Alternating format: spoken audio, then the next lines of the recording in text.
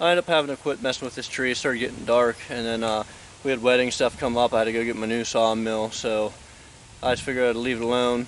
I ended up getting it off the trunk here, off the stump, and on the hill, and it still leaned into these trees pretty hard. So what I did was I cut the right side of the trunk off so that it would the weight would want to come this way and maybe even twist out of the trees because it still got tangled up in there.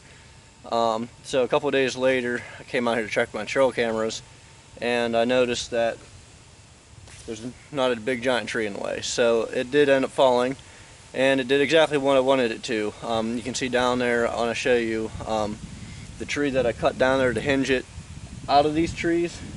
It worked perfectly. You can still see it hit a couple of branches, but for the most part the big tree I was trying to save is still there. And I ended up the bottom of this tree was hollow, but the top was still decent and still alive when it fell, and there's still some leaves on there. It ended up being a white oak. So I'll take you down there and show you how all that fell, and kind of just got lucky. We must have got some good wind to help that tree twist the way I wanted it to. So I'll take luck over skill.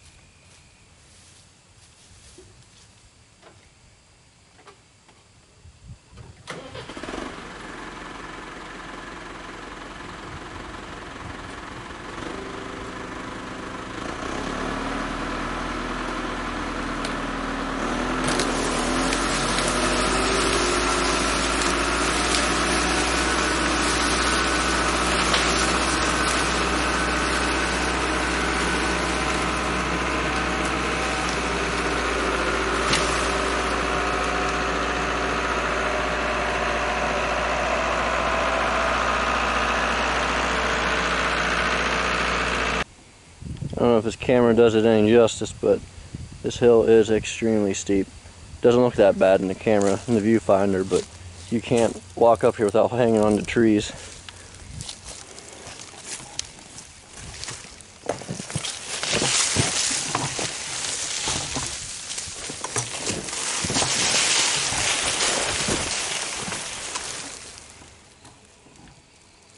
Okay, so the plan for me is somewhere after this crack, I'll just cut it off. We'll pull this section up there into the field where the other stuff is, and then once this is all opened up, I'll go through and I'll clean up all the branchy just junk.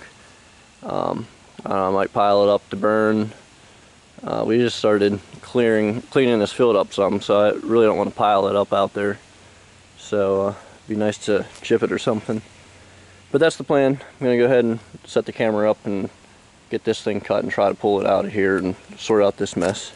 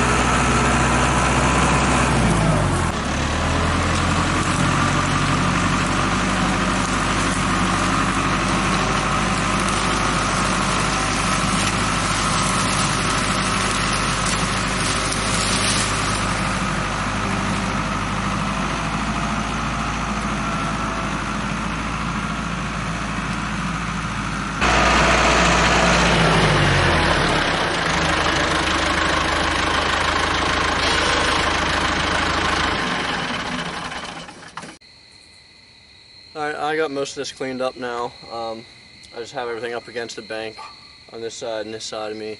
Just at least there's like a clear path for the water to go. When I get some more free time, I'm going to have to dig this out and either put it through the wood chipper or burn it or something. But off camera I did go and measure that crotch right there on that hollowed out white oak. It's about 5 foot across, and way up on top of the hill up there, the stump is also 5 foot across. So pretty big tree. I got at least 1 or 2 good chunks that I think I can mill up from it. So at least that won't completely go to waste. I will take you over and I'll show you the logs I ended up getting out. I'm gonna fall first. Alright, so this is what I have. This one here is the basswood that I used as like a hinge. The one over here, closest to the field, is the white oak.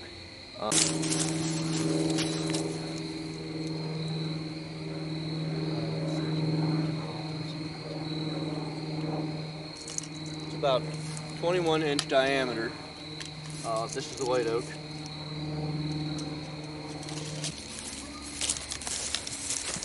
Alright, so I got 12 feet from the cut end to about the crotch, and like right before the crotch. So if I wanted to do just a round log, 12 footer. If I want to include the crotch, I could go about 16 feet and I could use the crotch. So I've got options there. Plus there's another little, I can maybe get an 8 footer, maybe 2 8-footers, smaller on the like one of the branches off there. The one behind here is the one in the middle. That's basswood. The one behind it is a limb off of that one. I don't think I'm going to use it at all. It's too small and it's wiggly. So I'll get a measurement on this. I can probably get 3 decent sized logs out of this basswood.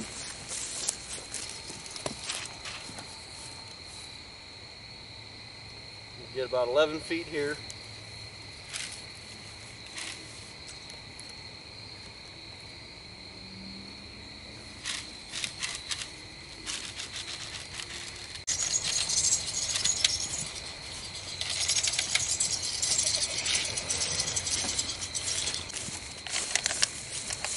Alright, the basswood is, I got about 38 feet of usable stuff. It's probably over 40, but that's where that limb, or that's where the crotch was that the white oak fell into, so it did split a few feet down. So I'm calling it about 38 feet of usable. 20-inch diameter down here at the base. My first log will be right to the bend. It's about 11 feet. And it's probably another 11 feet, and at least another 10. So that's what I'll be able to get out of that. So 5 or 6 logs, I think, out of this. The white oak looks half decent, so hopefully I can get some decent lumber out of it. There's a little bit of rot right here at the bottom, so hopefully that's from below, and the rest of this is alright. Alright, so I'm going to get cleaned up here. It's getting dark really fast here, so I'm going to get the tractor cleaned up, put all the tools away, and get home before it gets too dark. Tomorrow we're supposed to get, it's like 100% chance of rain, so I won't be down here to do anything, but maybe today's Monday, so Wednesday it's supposed to be half decent, I think. I'll get down here, I'll buck the logs up into the sizes I want to use, and get some anchor seal on them, and I'll try to get them back. I mean, depends. We're still trying to build that thing for the 3-point hitch for the tractor to make it easier. Right now I got to take them up the hill and down the road, which sometimes if you don't get traffic it's fine, but if I'm going to have like 6 logs, it's going to be 6 trips, I'm probably going to end up getting caught by a car one of those times. So I'd rather either mill here or take them back up, so I'll have to make that decision later. But if you enjoy the video, give a thumbs up or comment and let me know, and that's it for this one. So I'll see you on the next one. I'm going to fall first.